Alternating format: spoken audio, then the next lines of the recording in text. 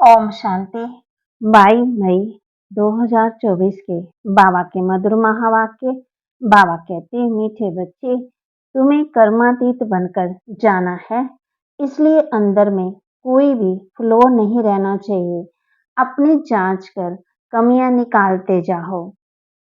तुम्हें कर्मातीत बनकर जाना है, इसलिए अंदर में कोई भी फ्लो नहीं रहना चाहिए। अपनी जांच कर कमियां निकालते जाओ। प्रश्न, किस अवस्था को जमाने में मेहनत लगती है, उसका पुरुषार्थ क्या है? किस अवस्था को जमाने में मेहनत लगती है, उसका पुरुषार्थ क्या है? इन आंखों से देखने वाली कोई भी चीज सामने ना आए, देखते भी ना देखो, देह में रहते देही अभिमानी रहो। ये अवस्था जमाने में टाइम लगता है।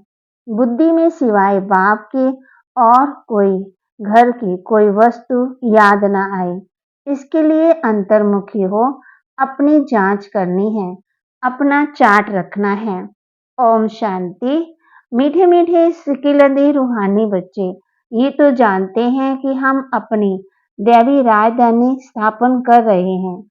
इसमें राजा भी हैं तो प्रजा भी हैं। पुरुषार्थ तो सब करते हैं।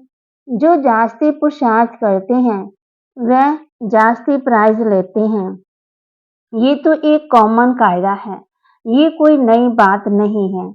इसको दैवी बगीचा कहो, वह राजधानी कहो, अब भी ये है कलयुगी बगीचा अथवा कांटों का जंगल।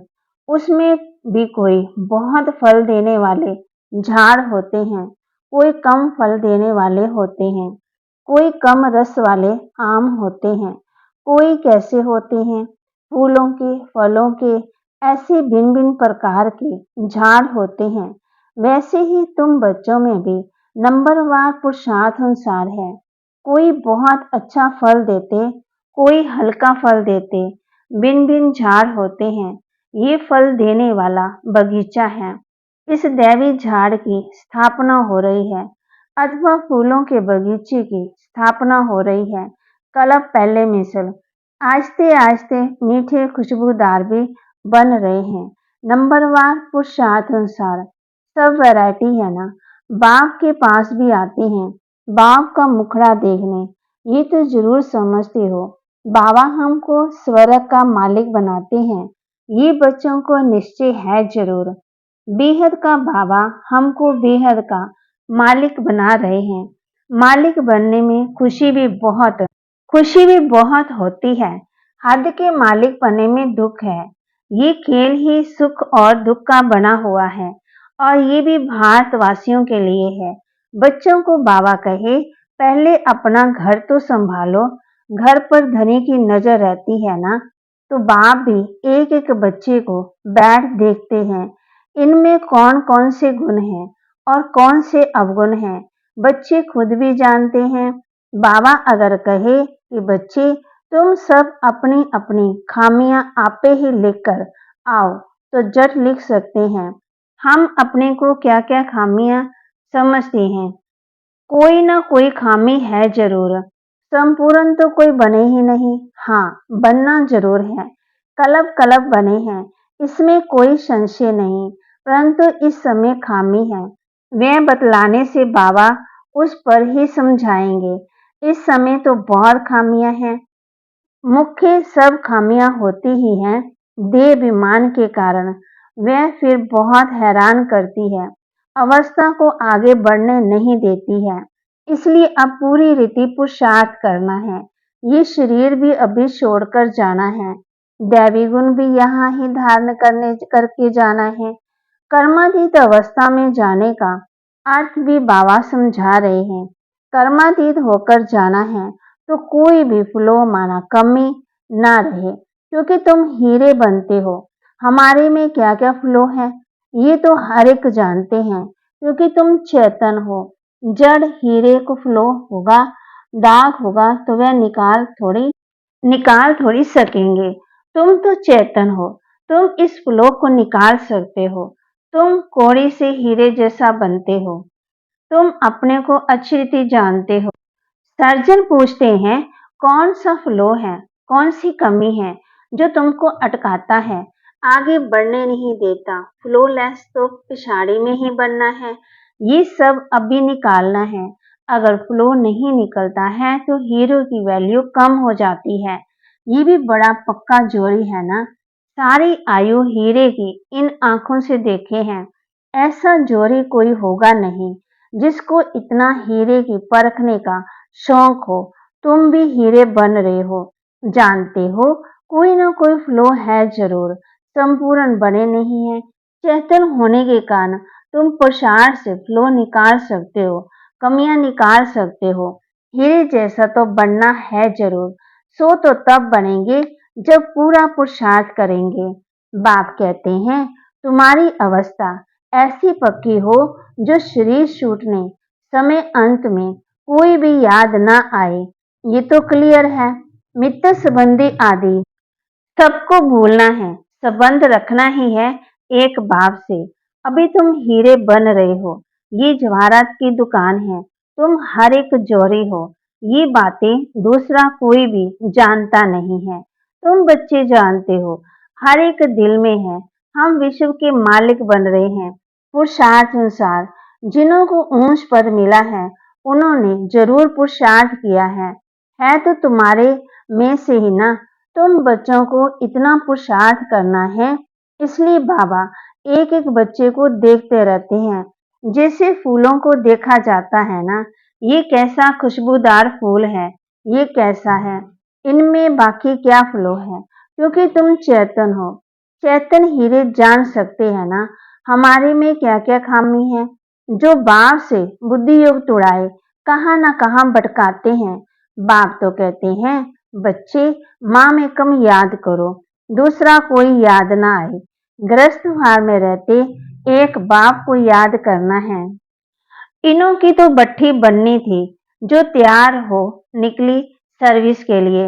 देखते हैं पुराने पुराने जो हैं वे अच्छी सर्विस कर रहे हैं, थोड़े नए भी ऐड हो जाते हैं। पुरानों की भट्ठी बननी थी ना। बल पुराने हैं तो भी खामियां हैं जरूर। हर एक अपने दिल में समझते हैं कि बाबा जो अवस्था बनाने के लिए कहते हैं वह अभी बनी नहीं है। एम ऑब्जेक्ट तो बाप समझाते हैं। सबसे जास्ती खाद है देवाभिमान की, तब ही देह की तरफ बुद्धि चली जाती है। देह में होते हुए देही अभिमानी बनना है। इन आंखों से देखने वाली चीज कोई भी सामने ना आए, ऐसी अवस्था जमानी है। हमारी बुद्धि में सिवाय एक बाप के और कोई शांति धाम में कोई भी वस्तु याद ना आए। कुछ भी साथ नहीं ले जाना है। पहले पहले हम नए संबंध में आए हैं, अभी है पुराना संबंध। पुराने संबंध में भी जरा भी याद ना आए। गायन भी है ना, अंत काल जो स्त्री सिमरे, ये अब्बी की बात है। गीत तो कलयुगी मनुष्यों ने बनाए हैं, परंतु वह समझते थोड़ी हैं। मूल बात बाबा समझाते हैं, एक बाप के सिवाय और कोई भी याद ना आए। एक बाप की याद से तुम्हारे पाप कट जाएंगे और पवित्र हीरे बनेंगे। कोई कोई पत्थर तो बहुत वैल्यूएबल होते हैं, जैसे मानिक वैल्यूएबल होते हैं। बाप अपने से भी बच्चों की वैल्यू ऊंच करते हैं। अपनी जांच करनी होती है। बाप कहते हैं अंतर्मुख हो, अपने में देखो हमारे में क्या खामी है, कहाँ तक देवाभिमान है। बाप पुरुषार्थ के लिए बिन बिन युक्तियां समझाते रहते हैं। जितना हो सके एक की याद रहे। बल कितने भी प्यारे हो, खूबसूरत बच्चे बहुत लवली हो, तो भी किसकी याद ना आए। यहाँ भी कोई भी चीज याद ना आए। कोई कोई बच्चे में बहुत मोह रहता है। बाप कहते हैं उन सब से ममता मिटाए, एक की याद रखो। एक लवली बाप से ही योग रखना है, उनसे सब कुछ मिल जाता है। योग से ही तुम लवली बनते हो, लवली आत्मा बनती है। बाप लवली प्योर है ना। आत्मा को लवली प्योर बनाने के लिए बाप कहते हैं बच्चे जितना मुझे याद करेंगे तुम अथाह लवली बनेंगे। तुम इतने लवली बनते हो जो तुम देवी देवताओं की अब तक भी पूजा हो रही है। बहुत लवली बनते हो। आधा कल्प तुम राज्य करते हो और फिर आधा कल्प तुम ही पूजे जाते हो। तुम खुद ही पुजारी बन अपने चित्रों को पूजते हो। तुम हो सबसे लवली बनने वाले। परंतु जब लवली बाप को अच्छी रीति याद करेंगे तब ही लवली बनेंगे।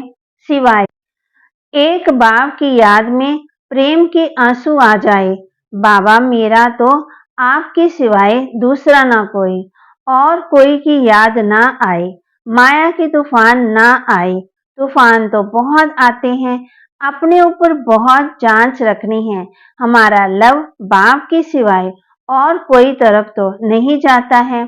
बल कितनी भी प्यारी चीज हो तो भी एक बाप की याद आए। तुम सब एक माशूक के आशिक बनते हो। आशिक माशूक जो होते हैं, एक बार एक को देख लिया, एक दो को देख लिया, बस शादी आदि भी नहीं करते, रहते भी अलग हैं, परंतु एक दो की याद बुद्धि में रहती है। अभी तुम जानते हो हम सब आशिक हैं, एक माशूक के। उस माशूक को तुम भक्ति मार्ग में बहुत याद करते थे, यहाँ भी तुम्हें बहुत याद करना है, जबकि वह सम्मुख है। बाप कहते हैं इमाम एकम याद करो तो तुम्हारा बेड़ा पार हो। इसमें संशय की कोई बात नहीं है। भगवान से मिलने के लिए सब भक्ति करते हैं। यहाँ कई कई बच्चे तो बहुत हड्डी सर्विस करते हैं, सर्विस के लिए जैसे कि एकदम तड़फते हैं, बहुत मेहनत करते हैं। ये भी तुम जानते हो कि बड़े आदमी इतना नहीं समझ सकेंगे, परंतु तुम्हारी मेहनत कोई व्यर्थ नहीं जाती है। कोई समझकर लायक बनते, फिर बाबा के आगे आते हैं। तुम समझते हो ये लायक है वह नहीं, दृष्टि तो उन्हों को तुम बच्चों से मिलती है। श्रृंगार करने वाले तुम बच्चे हो। जो भी यहाँ आए हुए हैं उन सबको तुम बच्चों ने श्रृंगार कराया है, बाबा ने तुमको कराया है। तुम फिर औरों को श्रृंगार कराए ले आते हो। बाबा बाप आफरीन देते हैं, जैसा श्रृंगार किया ऐसा ही औरों को भी कराते हैं, बल्कि अपने से भी औरों को अच्छा कर सकते हैं। सबकी अपनी अपनी तकदीर है ना। कोई कोई समझने वाले समझाने वालों से भी तीखे हो जाते हैं, समझते हैं इनसे हम अच्छा समझा सकते हैं। समझाने का नशा चढ़ता है तो वह फिर निकल पड़ते हैं। बाप दादा दोनों की दिल पर चढ़ पड़ते हैं। बहुत नए नए हैं जो पुराने से भी तीखे हैं, कांटों से अच्छा फूल बन पड़े हैं। इसलिए बाबा एक एक को बैठ देखते हैं, इनमें क्या क्या कमी है। ये कमी इनसे निकल जाए तो बहुत अच्छी सर्विस करे। बागवान है ना, दिल होता है उठकर पिछाड़ी में भी जाकर देखो, क्योंकि पिछाड़ी में जाकर बैठते हैं। अच्छे अच्छे महारथियों को भी फ्रंट में बैठना चाहिए। इसमें किसी को धक्का आने की बात नहीं है। अगर धक्का आएगा रूठेंगे, अपनी तकदीर से रूठेंगे। सामने फूलों को देख देख अथाह खुशी होती है। ये बड़ा अच्छा है, इसमें छोटा थोड़ा डिफेक्ट है, ये बहुत अच्छा साफ है। इनमें अंदर कोई जंक जमी पड़ी है तो वे सारा किचड़ा निकलता है। बाप जैसा लव कोई नहीं करता। स्त्री का पति के साथ साथ में लव रहता है ना, पति का इतना नहीं रहता। वह तो दूसरी तीसरी भी कर लेते हैं।